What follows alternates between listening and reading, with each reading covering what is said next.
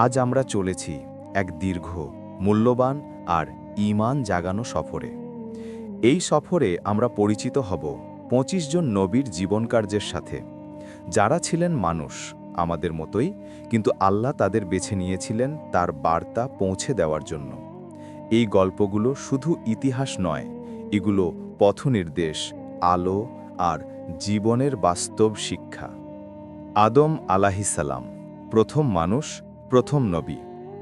একটি নীরব সময়, কোনো মানুষ নেই, কোনো কোলাহল নেই, শুধু আল্লাহর হুকুম, আল্লাহর সৃষ্টি পরিকল্পনা।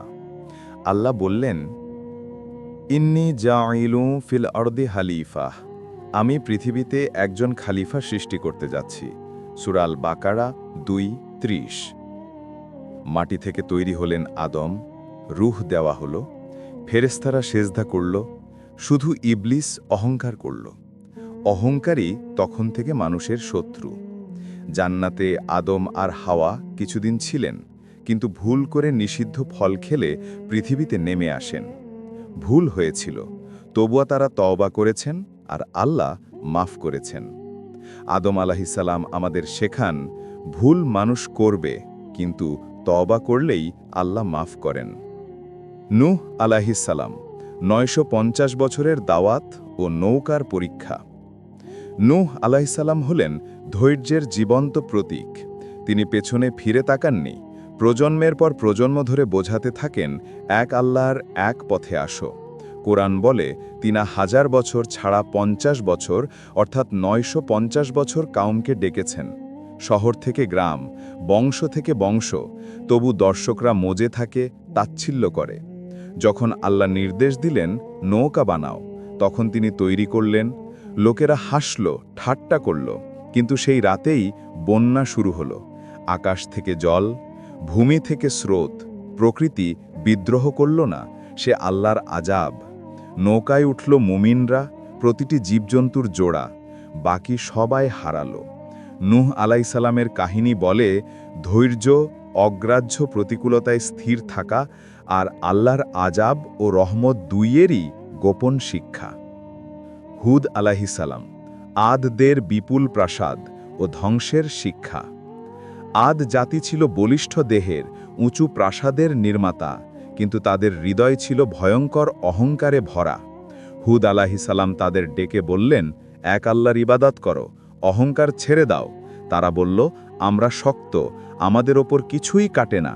কথার ফলশ্রুতি দেখা গেল, আল্লাহ কঠোর বায়ু প্রেরণ করলেন, বাতাস জ্বালাইত, ধুলাইত, ৭ রাত ৭ দিন কেটে গেল, জাতি সমূলেই শেষ।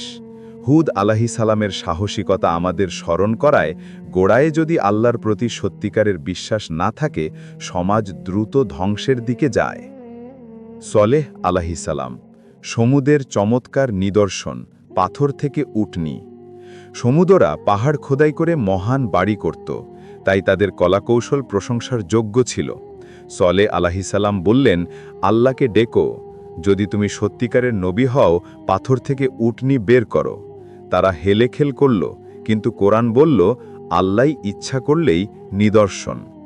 পাথর থেকে সহজে বেরিয়ে এলো এক উটনি, যার দুধ পুরো কাউমদু পরিতোষ দিল, কিন্তু তাদের নেতাবর্গ সেই নিদর্শন ফিরিয়ে দিল, রাতেই উটনিকে হত্যা করল।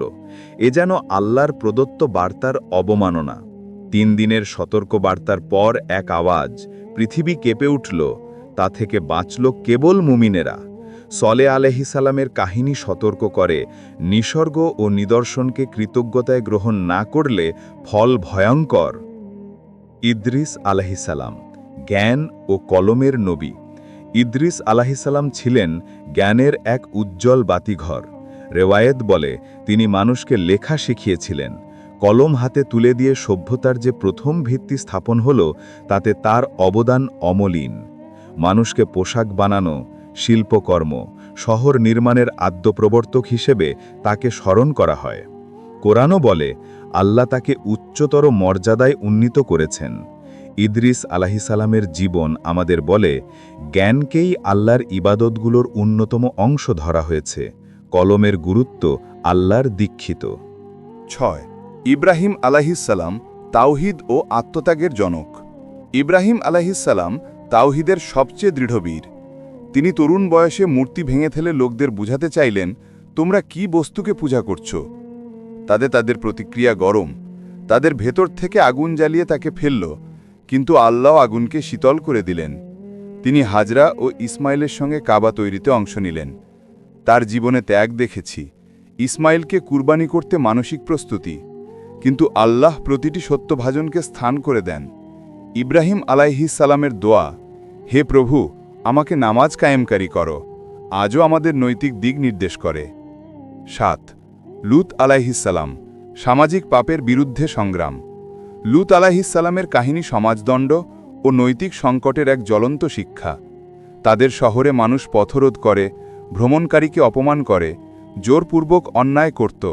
এসব কেবল ব্যক্তিগত পাপ ছিল না, এটি ছিল সার্বজনীন মানবাধিকার লঙ্ঘন। লূত আলাইহিস সালাম বারবার ডেকেছিলেন, কিন্তু জনগণ ফিরল না। অবশেষে আল্লাহ সেই সমাজকে উল্টে দিলেন। শহর ধ্বংস হয়ে গেল। লূত আলাইহিস সালামের গল্প বলছে, সমাজ যখন মৌলিক মানবধারণ বিপদে পড়ে, তখন আল্লাহর শাস্তি এসে পড়তে পারে। ঐতিহাসিকভাবে এটি নৈতিক সতর্কবার্তা। ৮ ইসমাইল আলাইহিস সালাম, তাওয়াক্কুল ও কাবার নির্মাণে অংশগ্রহণ। ইসমাইল আলাইহিস সালাম হাজার বছরের আরব ইতিহাসের কেন্দ্রবিন্দু। শৈশবে হাজেরা ও তাকে মক্কার মরুভূমিতে রেখে দেওয়া হলে শিশু ইসমাইল ও তার মা হাজেরা মরুভূমিতে পানির সন্ধানে দৌড়াচ্ছেন। সাফা মারোয়া মাঝে ছুটলেন, আল্লাহ দিলেন জমজম। বড় হয়ে তিনি পিতাকে সাহায্য করে কাবা নির্মাণে অংশ নেন। ইসমাইল আলাইহিস সালামের জীবন শেখায় তাওয়াক্কুল, পিতার আদেশ মেনে চলা এবং আল্লাহর উপর ভরসা রাখা কেমন মহৎ। ৯ ইসহাক আলাইহিস সালাম, প্রতিশ্রুতির প্রতীক ও নবী নিবিড় বংশ। ইসহাক আলাইহিস সালাম আল্লাহর একটি জীবন্ত প্রতিশ্রুতি।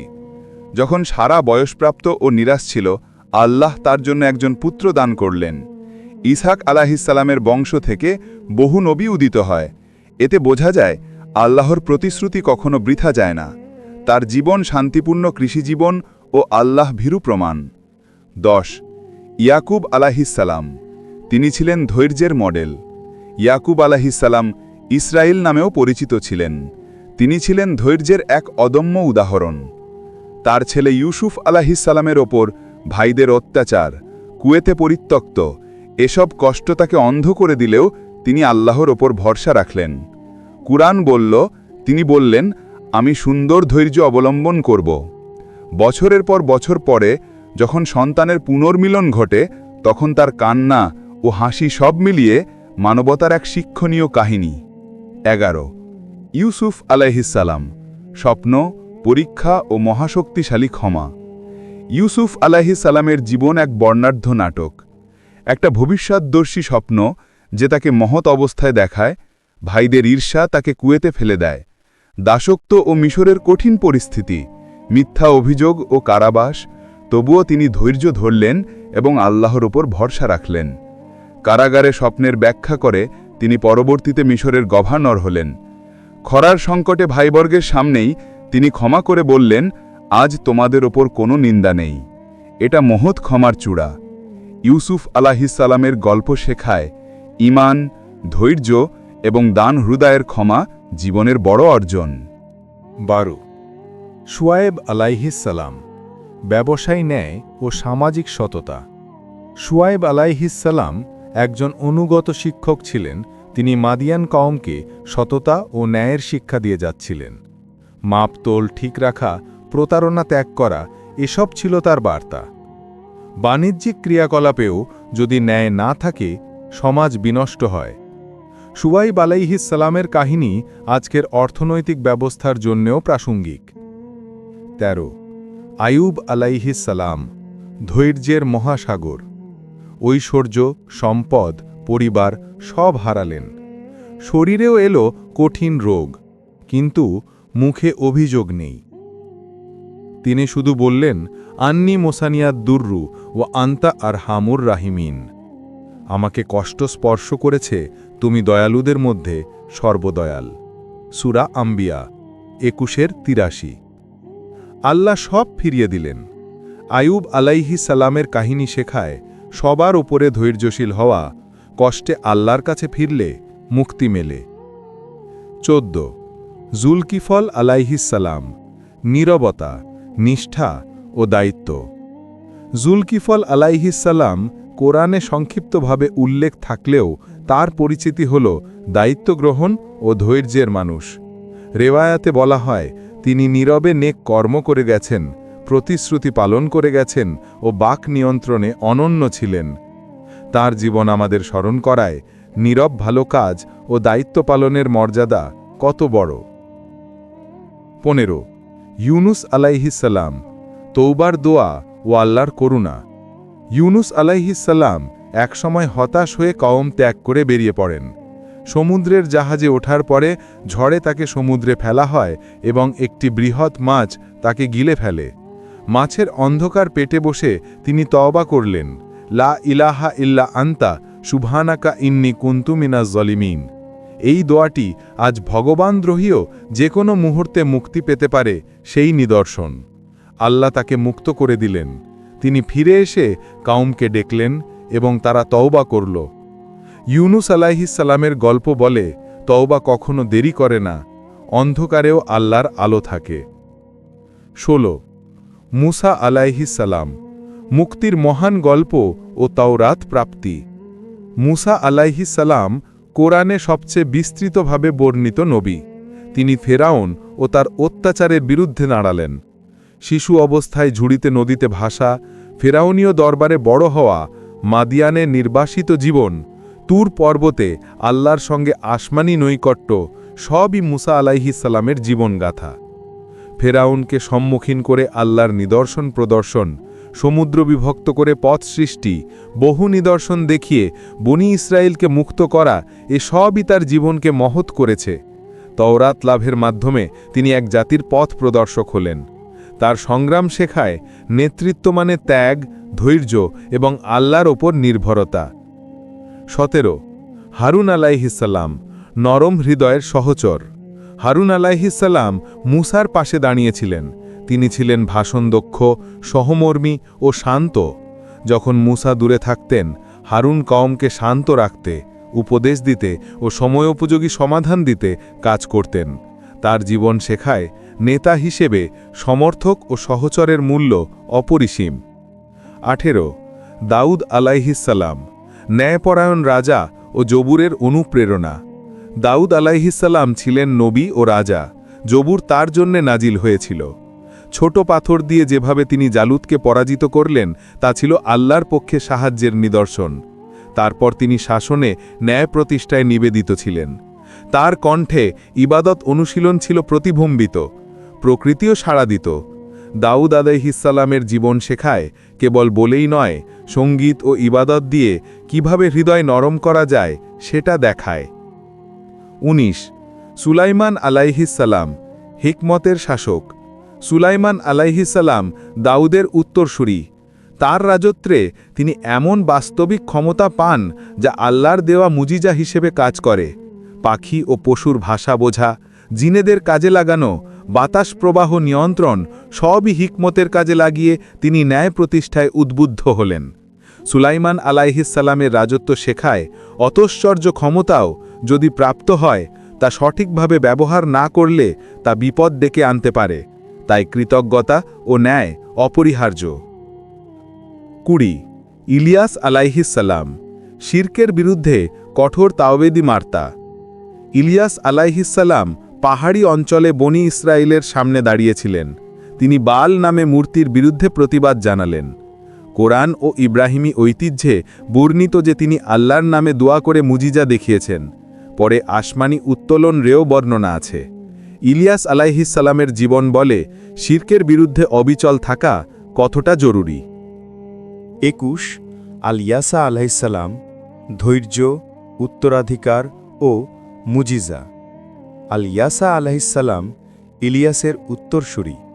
তিনি মৃতকে জীবিত করা, বিষাক্ত পানিকে চালচলনযোগ্য করা ইত্যাদি মুজিজা দেখিয়ে মানুষের মাঝে তাওহীদ প্রচার চালালেন। তার জীবন ধৈর্য, দোয়া এবং মানুষের সহানুভূতি প্রদর্শনের এক নমুনা। 22 জাকারিয়া আলাইহিসসালাম, অভিভাবকীয় দোয়া ও শতভাগ আস্থা। জাকারিয়া আলাইহিসসালাম বয়স্ক অবস্থায় মসজিদে দায়িত্ব পালনকারী। তিনি আন্তরিকভাবে সন্তানের জন্য আল্লাহর কাছে দোয়া করলেন। আল্লাহ তার দোয়া শুনলেন ও ইয়াহিয়া গান করলেন। তার জীবন শেখায় বয়স কোনো বাধা নয়, আল্লাহর কাছে অনুরোধের সময় কখনো হীনতাবোধ করবে না। 23 ইয়াহিয়া আলাইহিসসালাম সততার প্রতীক। ইয়াহিয়া আলাইহিসসালাম তরুণ বয়স থেকেই ন্যায়বোধে দৃঢ় ছিলেন। তিনি বিদ্রোহী ও অনৈতিক কর্মকাণ্ডের বিরুদ্ধে সরাসরি কথা বলতেন। এর জন্যই তিনি শাসকদের প্রতিবাদে শহীদ হন। তার জীবন হল সততার এক উজ্জ্বল দৃষ্টান্ত, সত্যবক্তা হওয়ার জন্য প্রস্তুত থাকা। 24 ঈসা আলাইহিসসালাম রহমত, মুজিজা ও মানবতা। ঈসা আলাইহিসসালাম মরিয়মের পুত্র, বেগুনাহ সন্তান। তিনি ছোটবেলা থেকেই নিদর্শন দেখিয়েছেন। শিশুকালে আমি আল্লাহর বান্দা বলেছিলেন। তিনি অন্ধকে দৃষ্টি দিলেন, অসুস্থকে সুস্থ করলেন, মৃতকে জীবিত করলেন, সবই আল্লাহর অনুমতিতে। তার জীবন সম্পূর্ণ ছিল দয়া, প্রেম ও মানুষের কল্যাণে নিবেদিততায়। ইসলামিক বর্ণনায় তিনি আসমানে উঠিয়ে নেওয়া হয়েছেন এবং ভবিষ্যতে ফের একবার ন্যায় প্রতিষ্ঠার জন্য ফিরে আসবেন। 25 মুহাম্মদ সাল্লাল্লাহু আলাইহি ওয়াসাল্লাম শেষ নবী, রাহমাতুল আলামিন। সব নবীদের সমাপ্তি হযরত মুহাম্মদ সাল্লাল্লাহু আলাইহি সাল্লাম। তার কাছে কুরআন নাজিল হয়ে মানুষের কাছে আল্লাহর সর্বশেষ নির্দেশ পৌঁছল। মক্কার কষ্ট, ত্যাগ, হিজরতের মাধ্যমে মদিনায় সমাজ গঠনের সংগ্রাম সবই তার জীবনকে নিয়ন্ত্রিত করেছে। তিনি কেবল ধর্মপ্রবর্তক নন, তিনি মানবতার শিক্ষয়িত্রী, রাহমাতুল আলামিন। দয়া, ন্যায়, ক্ষমা ও সহমর্মিতা সর্বোচ্চ উদাহরণ। তার সুন্নাহ আমাদের প্রতিদিনের জীবনকে আলোকিত করে।